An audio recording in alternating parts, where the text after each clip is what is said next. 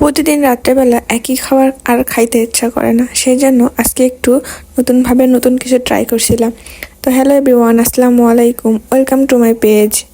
আগে রাস্তায় বের হইলেই জ্যামের মধ্যে বসে থাকতে খুবই বিরক্ত লাগতো, আর এখন জ্যামের মধ্যে বসে থাকতেও কোনো ধরনের বিরক্ত লাগে না, কারণ আশেপাশে এ ধরনের দৃশ্য দেখতে অনেক ভালো লাগে। রাস্তার পাশে প্রতিটা দেওয়াল এখন বিভিন্ন রং দিয়ে রঙিন, প্রতিটা কথাই প্রতিবাদী কথা। আর এসব দেখতে পড়তে পড়তে অবসর সময়টুকু জেমে পড়ে থাকা ওই সময়টুকুও কেটে যায়। তো দেখতে দেখতে এই জায়গাটা আমার অনেক বেশি ভালো লাগছে, মানে প্রতিটা হরফ আরবি দিয়ে লেখা, আর মানুষের এত ধরনের যে প্রতিভা ছিল কে জানতো। প্রতিটা লেখা অসম্ভব সুন্দর। আন্দোলনের পর থেকে আমার এ ধরনের দৃশ্য দেখা হয়নি, তো আজকে একটু বাসা থেকে দূরে আসছি, এই জন্য এগুলো আজকে চোখে পড়ছে, তো দেখে অনেক বেশি ভালো লাগলো।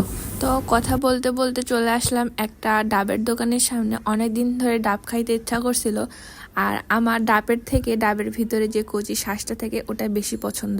কার কার এই ডাবের ভিতরে শ্বাসটুকু ভালো লাগে অবশ্যই কমেন্ট করে জানাবেন। তো এই তো ডাব আমাকে দিয়েছে, ডাব খেটে বাসায় চলে আসলাম। আর আসার পরে আর ভাত খাইতে ইচ্ছা করতেছিল না, ভাবলাম ভাত যেহেতু খাইতে ইচ্ছা করতেছে না, তাহলে বিরিয়ানি রান্না করা যাক। তো আমার কাছে গরুর মাংস ছিল না, আর বাসমতি চাল ছিল, আর মুরগি মাংস ছিল। তো চিন্তা করলাম এটা দিয়ে চিকেন বিরিয়ানি রান্না করা যাক। তো চিকেন বিরিয়ানি রান্না করার জন্য এখানে চালটাকে আমি ভালো করে ধুয়ে নিছি। দেন এখানে পানির মধ্যে ছোট এলাচ, দারুচিনি, লবঙ্গ, তেজপাতা আর সামান্য একটু তেল দিয়ে এটাকে ভালো করে ফুটাই নেব। আর আমার কাছে কোনো ধরনের মশলাও নাই, রেডিমেড মশলা যেটুকু ছিল বাসার মধ্যে অতটুকু দিয়ে রান্না করার চেষ্টা করছি। তো মাংসটুকু ভালো করে পরিষ্কার করে নেওয়ার পর এখানে আমি লেবু দিয়ে দিচ্ছি, যেন মাংসের মধ্যে কোনো ধরনের গন্ধ না থাকে। দেন তারপরে এখানে দিয়ে দিব আদা বাটা, রসুন বাটা, আর গোলমরিচ, এলাচ আর দারুচিনি। তারপরে এখানে লবণ, হলুদ আর একটু বেশি করে গুঁড়ামরিচ দিয়ে দিব, কারণ বিরিয়ানি একটু ঝাল ঝাল খেতে মজা লাগে।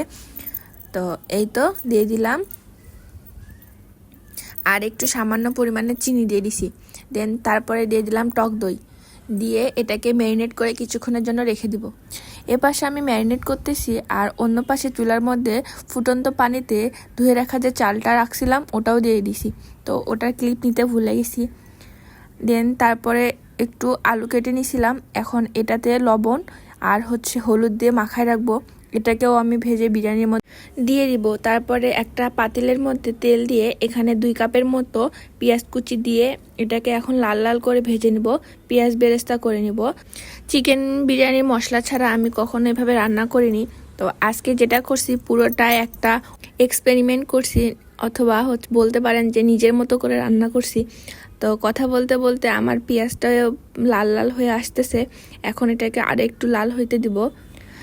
তো এই তো পেঁয়াজটা আমার বেরেস্তা হয়ে গেছে, হালকা বাদামি কালার চলে এসেছে। এখন আমি এটাকে উঠাই নেব, আর একটু বেশি ভাজলে এটা পুড়ে যাওয়ার সম্ভাবনা আছে।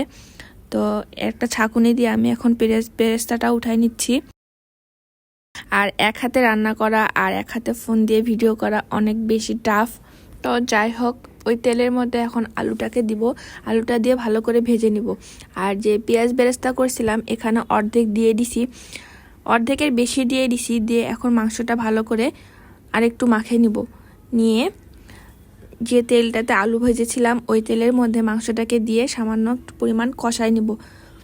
এখানে কোনো পানি দিব না, কারণ টক দই ছিল তো পানি একটু বের হবে। তো ওই পানির মধ্যে বা ওই কষানোর মশলার মধ্যে কষাই নিব। তো আমার কষানো প্রায় শেষ, আর এখন আমি 80% সেদ্ধ করে রাখা বাসমতি চালটা এটার মধ্যে দিয়ে দিব এবং কিছুক্ষণ দমে রেখে দিব। তো দেন এই তো আমার রেডি চিকেন বিরিয়ানি, আর এটা খেতে অসম্ভব সুন্দর হয়েছিল। তো আপনারাও ট্রাই করতে পারেন কম মশলা ছাড়া ঘরে থাকা উপকরণ দিয়ে। তো ভিডিওটি ভালো লাগলে অবশ্যই শেয়ার করবেন, কমেন্ট করবেন। তো আজকের মধ্যে এখানেই বিদায় নিচ্ছি, আল্লাহ হাফেজ।